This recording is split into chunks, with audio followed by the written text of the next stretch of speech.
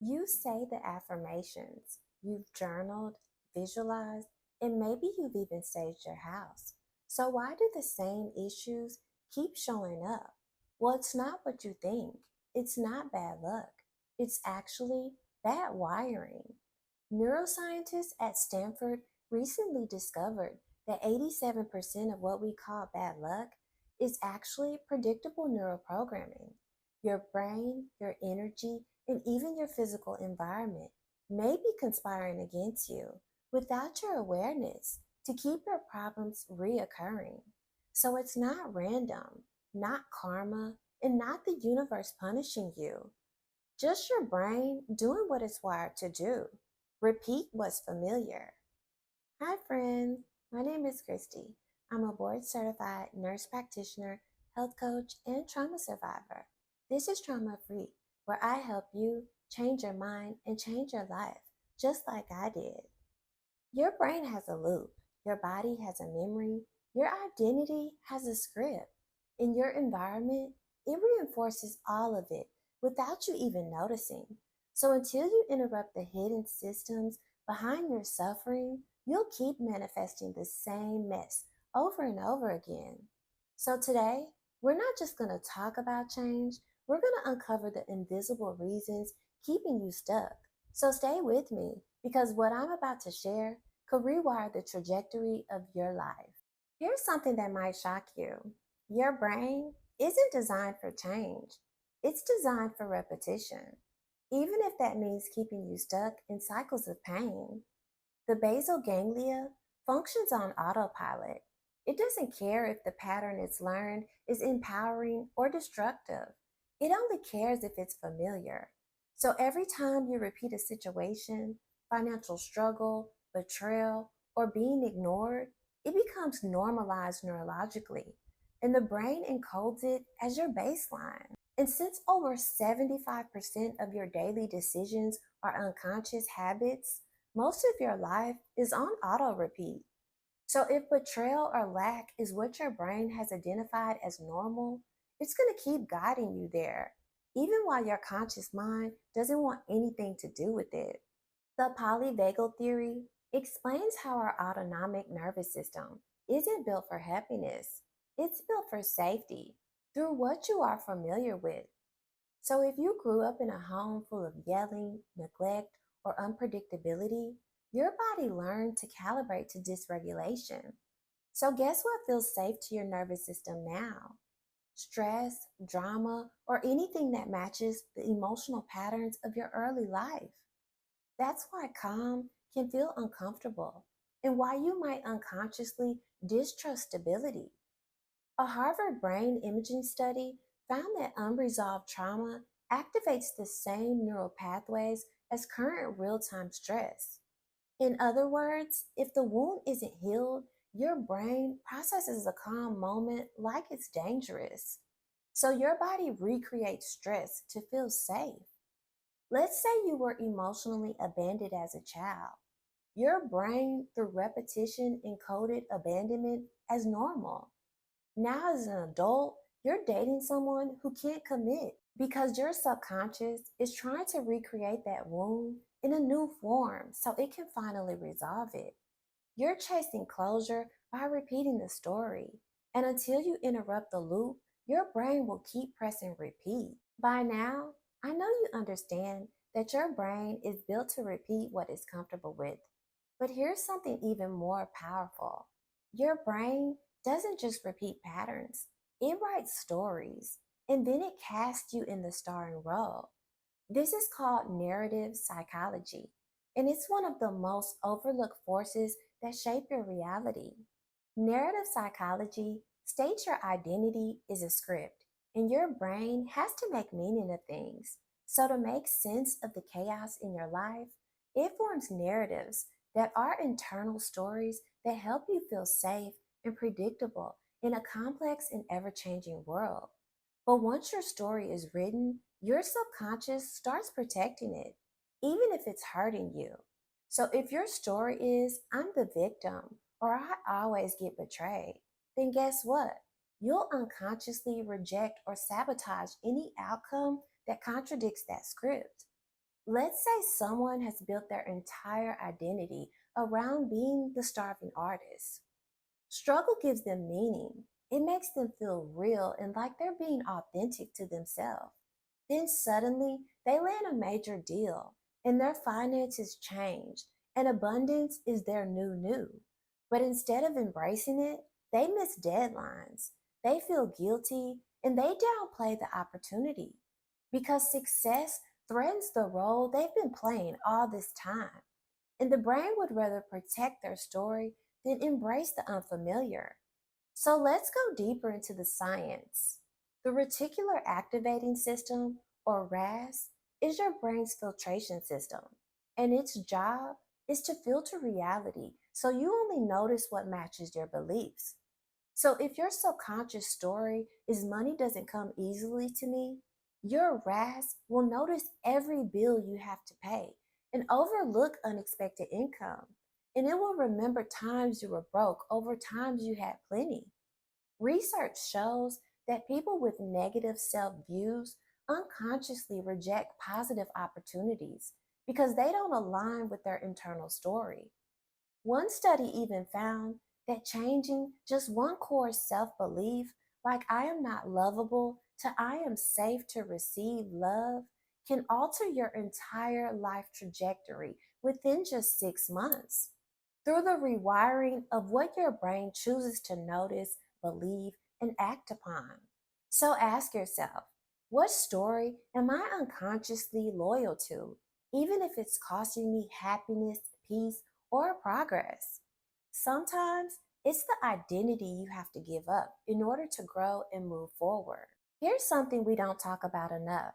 Sometimes your body isn't sabotaging you, it's just addicted to the emotional highs of your old life.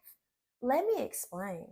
When we talk about patterns or loops, we often focus on mindset and behavior. But beneath that, there's a powerful unconscious addiction to your own neurochemicals. Every emotion you feel triggers a cascade of biochemicals. Stress equals cortisol, chaos equals adrenaline, and solving problems equals dopamine. Over time, your body learns to crave these states, not because they feel good, but because they feel familiar. And the nervous system's number one goal is always homeostasis. That provides a consistent internal state, even if that state is dysfunctional.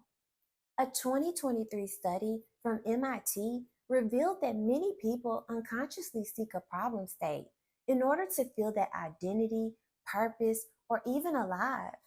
So, in other words, they feel most themselves when something is wrong because the brain associates adrenaline with meaning, tension with attention. And if being in crisis is how you once got love, then that becomes your emotional comfort zone.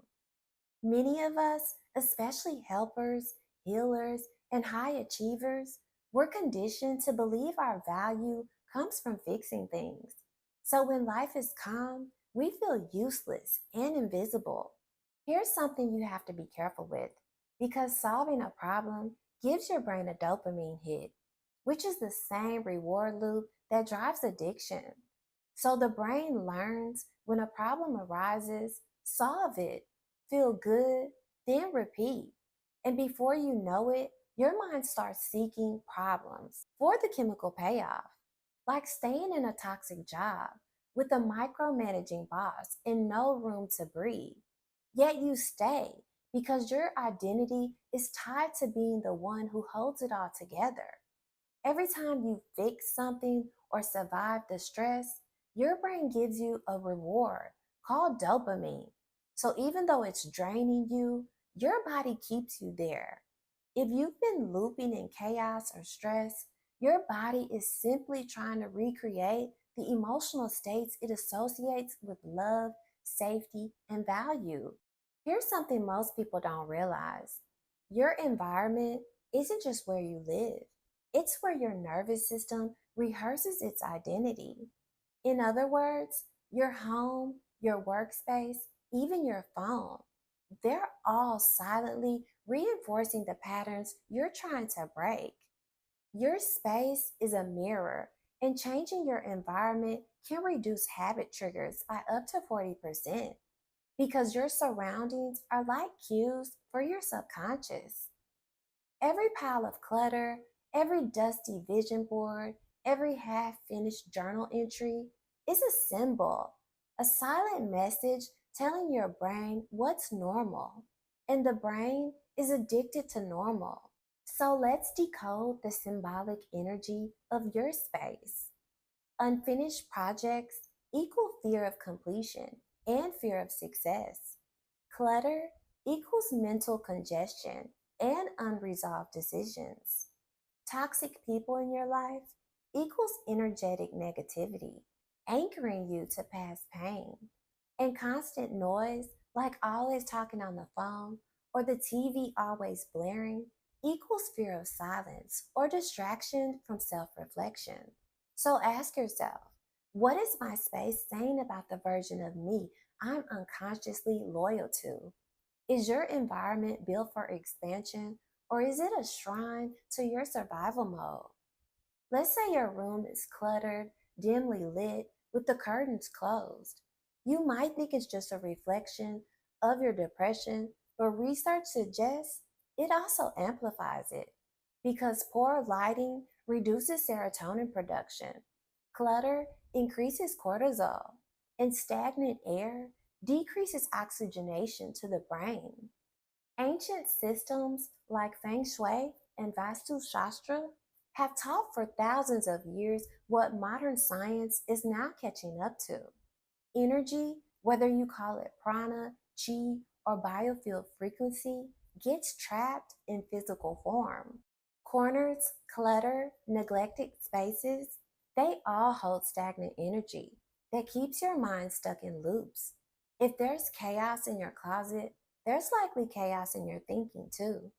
If you're hoarding, it's often tied to fear of letting go, of control, of grief, of old identities. Your RAS, the brain's filter, gets trained by visual and spatial repetition. So if you wake up every morning and see disorder, darkness, or reminders of your past pain, your RAS filters your entire day through that lens. That's why changing your space isn't just cleaning up, it's reprogramming your brain. So if you want to change your life, start with where you live it. Try this 3 step energetic reset. Identify anchors. Walk through your space and ask, what emotion does this item trigger? Clear it with intention. Release or relocate anything tied to fear, guilt, or your old story. And infuse your future identity by adding visual cues for the you you're becoming, like vision boards, flowers, and open light. And keep your bed, desk, and front door clear and intentional. Your nervous system may be trying to evolve, but if your home is coded in the past, your brain won't get the message. Let's talk about the part no one teaches you. How do you actually break the loop? How do you stop repeating the same patterns, even when you're aware of them? It starts with one radical idea. Step one, rewrite your identity. Every problem you keep reliving isn't just behavioral, it becomes your biography because you've wrapped your identity around it, and a part of you believes it. So practice using reverse manifestation to release yourself from identity level patterns. Write down everything you don't want and be brutally honest. Then flush it, trash it, or burn it because symbolic release bypasses the logical mind and speaks directly to the subconscious because it doesn't respond to logic, it responds to ritual. This becomes a metaphor for your transformation. So you're not just letting go, you're making space. Step two, use sensory disruption because you want to rewire your brain. So start with your morning. Do something small but unfamiliar. Brush your teeth with the opposite hand or take a different route to work because these acts disrupt your basal ganglia. the part of the brain responsible for habits and routines. Once you disrupt these patterns, your brain becomes more plastic, more open to change and new wiring. Step 3: biohack your nervous system. Before you rewrite your life, you have to regulate your body. Because when your nervous system is stuck in fight, flight, or freeze, you can't manifest, you can't break patterns, or even think clearly. So try these techniques that are all backed by science. Alternate nostril breathing, also known as Nadi Shodhana. It balances both hemispheres of the brain. It reduces anxiety and restores calmness. Cold showers or ice face dips stimulates the vagus nerve and builds resilience to stress.